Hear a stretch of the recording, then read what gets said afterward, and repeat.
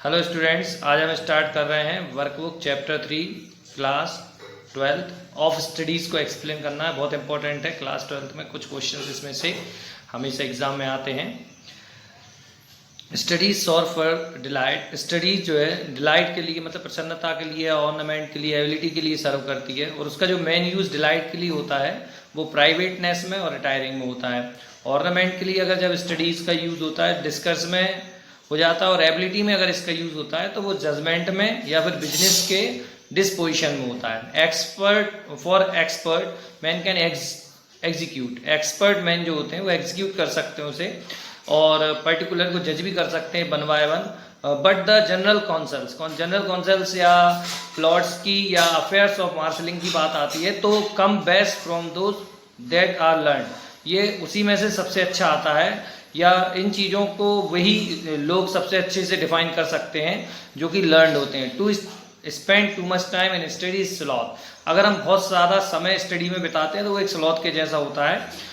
To use them too much for ornament, उनके लिए ज़्यादा यूज़ करना, ऑर्नामेंट के हिसाब से ज़्यादा यूज़ करना अफेक्शन होता है। To make judgement wholly by their rules, तो कुछ जो रूल्स होते हैं टू मेक जजमेंट, वो उनके द्वारा जजमेंट को हम बना सकते हैं। Is the humour of a scholar, ये जो है स्कॉलर का एक ह्यूमर भी रहता है।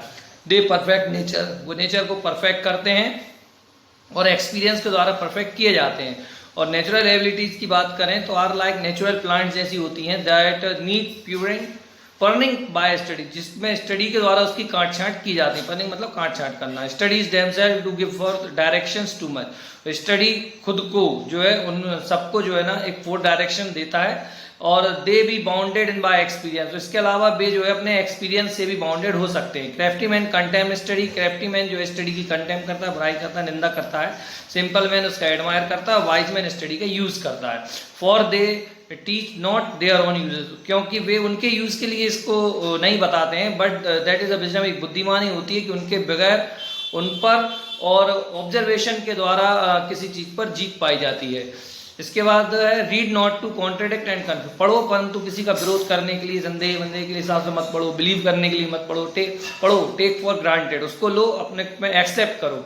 नॉट टू फाइंड टॉक, मतलब किसी चीज का वाद विवाद करने के लिए नहीं पढ़ना, उपदेश देने के लिए नहीं पढ़ना, बट टू वे, तोलो अपनी चीज को, कंसीडर समझो उस चीज को।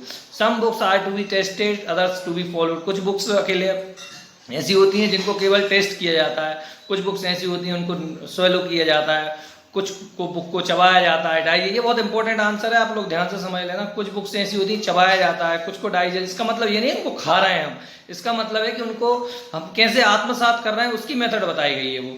दैट इज सम बुक, कुछ ऐसी बुक्स होती हैं जिनको पार्ट्स में रीड किया जाता है, कुछ ऐसी बुक्स होती हैं जिनको रीड तो करते हैं बट क्यूरियसली नहीं पढ़ते हैं, कुछ बुक होती हैं जिनको पूरा डिलीजेंस के साथ पढ़ते हैं, एक्शन के साथ पढ़ते हैं, कुछ बुक्स ऐसी होती हैं उनको डिप्यूटी के साथ पढ़ते हैं, उनका एक्सट्रैक्ट निकालते हैं, दूसरे के द्वारा बनाते हैं।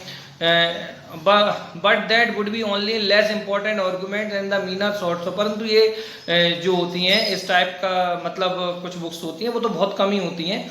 और इसके अलावा जो डिस्टिल बुक्स होती हैं वो एक डिस्टिल वाटर की, फ्लैशी थिंग्स की जैसी, बहुत इंपॉर्टेंट क्वेश्चन है। डिस्टिल बुक किसके जैसी होती है? डिस्टिल बुक जो होती हैं वो डिस्टिल वाटर फ्लैशी थिंग्स के जैसी होती है और उन्हें उसी प्रकार से एक्सेप्ट किया जाता है। तो अब मुझे उम्मीद है कि आप ये पूरी समरी समझ गए होंगे, और अगर आपको कोई भी प्रॉब्लम हो तो please comment in the box, I will solve your problem. Thanks for watching this video, thank you very much.